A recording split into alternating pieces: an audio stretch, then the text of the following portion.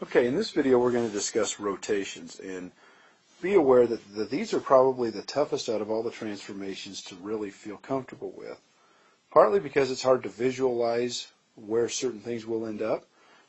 Excuse me. And the other part is really, you might kind of know where they're at, but figuring out the exact locations isn't always easy when you try to draw it. So I'm going to show you two different approaches, and then you can kind of pick whichever one sort of fits best in your mind. Now what I put over here in green is a typical example of what you might be asked to do. This one says, let's take point A and rotate it 90 degrees counterclockwise about the origin. Now the first thing we need to recognize is that counterclockwise would be the opposite direction the clock spins, so it would be that way. Okay? So I'm going to go counterclockwise, and we always have to have some point. If you're going to rotate something, there's a fixed place that you have to rotate around. Okay, there's anything that rotates in real life. For example, the wheel on your car rotates, but it's got to be fixed somewhere, and that would be, in our case of the car, at the axle. So there's got to be a place that it kind of spins around. This time we're going to use the origin as our place where it spins. Okay, now one approach to this is to sort of mentally or on paper just draw a little line that connects the rotation point, in this case the origin, to the point you're looking at. Okay? And if we're asked to go 90 degrees counterclockwise, I know I'm going to have to kind of spin it that direction. If this were a clock face, that's the way it would be turning. And it says 90 degrees, so I'm going to estimate that a 90 degree angle is going to look like this, because I've done a lot of stuff here in geometry where I draw 90 degree angles. That looks like it's fairly close.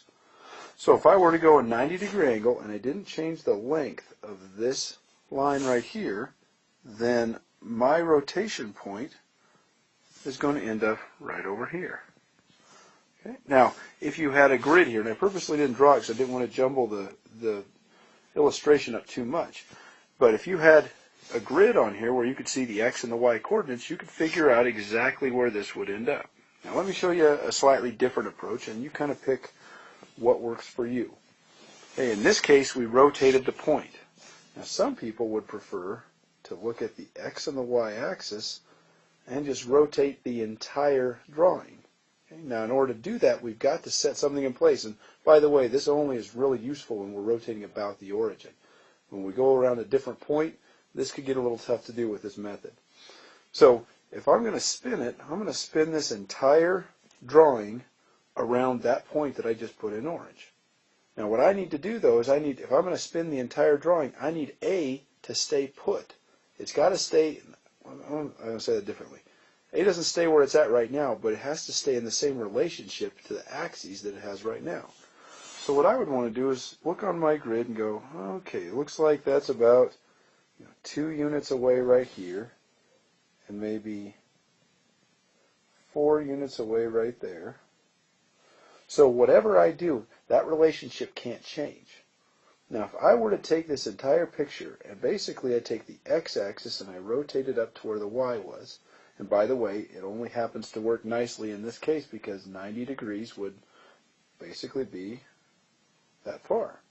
So I take the x-axis and I put it up where the y was. That means the y comes down here and is right there.